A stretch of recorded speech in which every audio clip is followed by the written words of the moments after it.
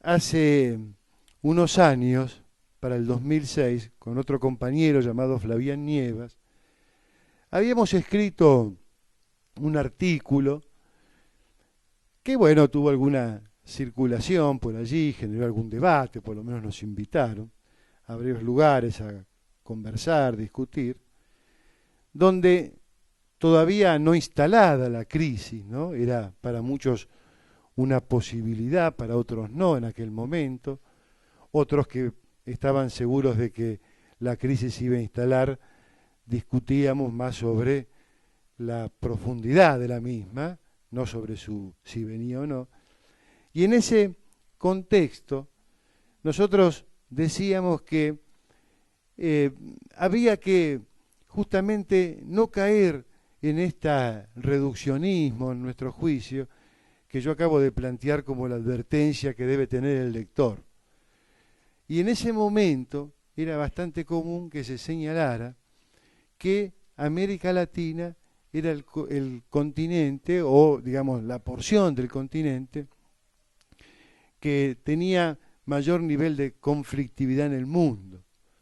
Y sobre eso nosotros decíamos que había que sopesar, por ejemplo, el caso de África, aun cuando todavía no se habían sucedido, digamos, hechos como después vamos a ver en el caso de Egipto y vecinos. Pero, por supuesto que ese tiene que ver, ¿no?, con la justamente intención de no caer en ese sesgo en los análisis, ¿no? En tal sentido, yo me hago una pregunta donde, y lo tengo que asumir con toda crudeza, ¿no?, como respuesta solo tengo una sensación, ¿no?, lo cual es realmente angustiante, ¿no? Eh, por ejemplo, ¿no?, la cantidad de resistencias, ¿no?, que uno ve hoy sobre el planeta, ¿no?, supera otros momentos álgidos de la confrontación, ¿no? Yo digo, sin irme tan lejos como a la década del 60, finales de la década del 60, por lo que dije, me remito, por ejemplo, a las luchas de resistencia contra la llamada cuando el llamado neoliberalismo, ¿no? Supera eso. Yo tengo la sensación de que no, pero ya les digo, ¿no?, la precariedad de mi respuesta frente a la pregunta es una sensación, pero no he logrado resolverla ahora de otra forma, esa pregunta. Pero digamos que es una angustia importante, pero que no lleva a la desesperación a quien habla, porque sabemos que en realidad, si bien las contabilidades son importantes, siempre es fundamental el análisis cualitativo de los procesos, ¿no? Y aquí justamente en la editorial y en otras partes de la revista hay un esfuerzo en tal sentido que reivindico, ¿no? No solo porque además coincido, ¿no?, uno a veces puede reivindicar un esfuerzo sin coincidir, aunque, ya les dije, yo soy un poco más prudente que la prudencia que veo aquí, ¿no? Por ejemplo, ¿no?, y en qué sentido justamente empiezo a dar acá un poco mi parecer, ¿no? Acá se habla en la revista de, por ejemplo, un ciclo de rebeliones, ¿no?, y se los instala como una sucesión en cadena. Tal definición, ¿no?, para mí requiere algunas aclaraciones que el texto no da, pero que yo como lector sí me planteo frente a la lectura de lo que acabo de decir, ¿no? ¿En qué sentido? ¿No? Un encadenamiento de hechos, un encadenamiento de hechos para mí, ¿no?, los inscribe en un mismo eje, ¿no?, de desarrollo, ya sea procesual y estratégico. Por supuesto que tal vez, y por ahí es el caso, hay otro tipo de, digamos, conceptualización detrás del uso de estos términos. Esto siempre ha sido un tema muy importante, por lo menos para el lugar, no desde donde uno viene, ¿no? Sino donde uno trata, ¿no?, humildemente de instalarse, que para mi caso sería la sociología y el marxismo, ¿no? Con un orden al revés, ¿no? Primero el marxismo y después la sociología. ¿En qué sentido, no? Por ejemplo, mucho se ha discutido en ese ambiente, por cierto acotado, sociólogos marxistas no hay muchos, ¿no?, de izquierda tampoco. En ese ámbito, mucho se ha discutido sobre finales de los 70 y primeros de los finales de los 60 y principios de los 70, por ejemplo, sí, toda una sucesión de hechos que tienen rasgos en principio similares, equiparables, se inscriben dentro de los mismos procesos y estrategias. Por ejemplo, si el llamado chipoletazo, ¿no?, es asimilable y se inscribe en el mismo proceso que el cordobazo. Y así con todo el conjunto de los asos que en aquel momento afloraban por todo el territorio nacional. No sé si se entiende el comentario, qué dirección se instala, ¿no? Ver si eso obedece, ¿no?, al mismo proceso, a las mismas fuerzas que confrontan y a las mismas estrategias. Tal vez en ese orden. Yo no veo tal encadenamiento en los procesos, entendidos desde este punto de vista. Tal vez en la revista se diga, yo no me doy cuenta, ¿no?, o se le asigne a esta idea de sucesión en cadena otro tipo de estatus, en fin. Por otro lado, yo reivindico de la lectura de la revista, ¿no?, el desestimar, ¿no?, y acá aparece esta versión prudente para mí de la revista, el uso indefinido y ante cualquier circunstancia del término revolución, que efectivamente es una cosa con la que lidiamos todo el tiempo en nuestro ambiente, llamándolo, ¿no?, lo que sería el campo de la izquierda. Ahí los sociólogos casi no hablan de revolución, pero sí en el ambiente de la izquierda, ¿no?, un uso. Y yo reivindico este esfuerzo de ver, ¿no?, en la revista de los procesos de lucha como Egipto, bueno, en fin, hay una enorme cantidad de observables, de referencias en las páginas de la revista, ¿no? Si estos, digamos, se inscriben, o mejor dicho, en qué estadio del desarrollo de la lucha se inscriben. Y aparece una interesante sugerencia que es conceptualizarlos como rebelión, no como revolución, ¿no?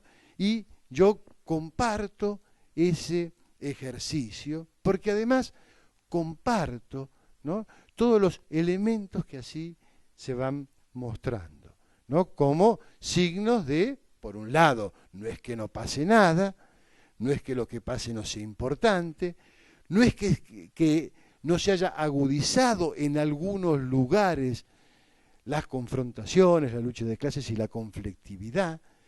Para mí, para mi capacidad, yo cuando miro un lugar pierdo de vista a otro y me gustaría tener ese mapa que les digo que no lo pude hacer, pero en esa dirección yo comparto, ¿no?, por un lado, que están pasando cosas, pero también por el otro lado, ¿no?, lo que se asigna acá como los límites del movimiento. Y ya en aquel artículo que yo les cito del 2006, ¿no?, con mi compañero señalábamos que el gran desafío que se abría frente a la crisis era, y eso obligaba a tener una política, ¿no?, específica para las vanguardias de izquierda, las fuerzas revolucionarias, etcétera, ¿no? Había que hacer un esfuerzo para reinstalar en la agenda el socialismo como una posibilidad, señalando que el siglo que empezaba contrastaba bastante con, o mucho, desde este ángulo con el que terminaba, donde más o menos, frente a cualquier problema, hasta una pelea familiar, ¿no?, el fantasma del comunismo rondaba, ¿no?, y en versiones de lo socialdemócrata alemana, socialdemócrata rusa, etcétera, etcétera, con alguna versión más o menos reformista, hasta revolucionaria, siempre era como una opción. Y esa situación ha quedado truncada y hay que reinstalarlo, ¿no? Aparece aquí esta iniciativa, ¿no?, que uno tendría que pensar qué políticas, ¿no?, lo favorecen esa posibilidad, pero ustedes fíjense, este es un dato decisivo a la hora de evaluar el derrotero de las confrontaciones, ¿no?, el atraso que hay, que inclusive no es una posibilidad, ¿no? No es una posibilidad. Por supuesto, no seguramente para muchos de nosotros, ¿no?, pero no tiene la fuerza de masas. Uno hace referencia a esos niveles, ¿no? El tiempo se me hace poco y quiero hacer un señalamiento con un salto mortal para adelante, que un poco también está en correspondencia con cierto análisis de situación, donde, ¿no?, seguramente a nadie le importa, ¿no?, pero si ustedes van leyendo la revista, digan, acá que hay una cierta prudencia, ¿no? Hay alguien, por lo menos yo, uno, ¿no?, que es un poco todavía más prudente en la caracterización de ese proceso, ¿no? Y justamente este dato tiene que ver con esa línea de interpretación, ¿no? Y ya termino. Porque inclusive es una parte donde acá mi compañero que está sentado a la derecha tiene un protagonismo importante en el debate, ¿no? Me refiero a un artículo sobre a Claudio, ¿no?, sobre la cuestión de la guerra y un poco el panorama que se presenta en tal sentido, ¿no? Por cuestiones de trabajo y de interés, etcétera, a mí me interesa muchísimo leer sobre esa cuestión, ¿no? Y efectivamente hay un panorama en los estados mayores de los ejércitos burgueses, ¿no?, que me gustaría resaltar para cerrar, ¿no? Por supuesto que dos cosas, ¿no? Yo no pienso que los estados burgueses, mayores de la burguesía, tengan, digamos, mejor ojo para analizar la realidad que el marxismo, ¿eh? Y además, la segunda observación, que espero que se equivoquen siempre en su análisis, ¿no? Pero, digamos, sin embargo, no soy de subestimarlo, creo que no habría que subestimarlo, de gente que tiene además unos medios y una capacidad movilizada importante para asumir desafíos que uno asume de una manera bastante más artesanal, como nos consta a todos aquí, ¿no? En tal sentido, les quiero decir que la última, y así ha quedado en la historia, guerra, ¿no?, convencional entre estados que se vio fue la de las Malvinas, ¿no? Aunque hay dudas si fue efectivamente una guerra por el grado de desarrollo de la confrontación misma, ¿eh? Los ingleses tienden a agrandarla, bueno, porque también hay ahí otras cosas que habría que explicar. Pero más allá de eso, ¿no?, el horizonte no es de confrontación entre los estados-naciones y menos entre los estados-naciones más poderosos. En el campo de la doctrina, del esfuerzo que hacen, digamos, el ejército norteamericano, sus fuerzas armadas en general, ¿no?, y de la de los grandes países capitalistas. Eso es un dato que un poco va en sintonía sobre qué horizonte se plantea respecto de la guerra y la crisis, o la crisis y la guerra, ¿no? En tal sentido, quiero señalar lo siguiente, ¿no? Cuando uno dice, esta es una época o será una época de guerras, en realidad guerras hay siempre, toda la historia de la humanidad. Cuando uno se hace ese tipo de comentarios, ese tipo de preguntas, está haciendo referencia a un caso específico de guerra, ¿no? Ese caso específico de guerra, ¿no?, que sería entre los franceses y Estados Unidos, entre China y Estados Unidos, ¿entiende? O sea, ese tipo de guerra, Inglaterra, no está en la agenda, de ninguna fuerza militar, ¿no?, sino que, y paradójicamente, y con esto cierro, hay un enorme, casi obsesivo esfuerzo, ¿no?, y la obsesión solo equiparable a la de Kennedy, con el problema de la contrainsurgencia. Pero, y acá cierro y aclaro, no la contrainsurgencia entendida, uno puede decir, en términos de lucha clasista, comunista, etcétera, sino bajo hipótesis de Estados Unidos que invade un país, no para sacar petróleo u otras cosas, sino para garantizar los derechos humanos y la democracia, junto con Inglaterra y otros más, ¿no?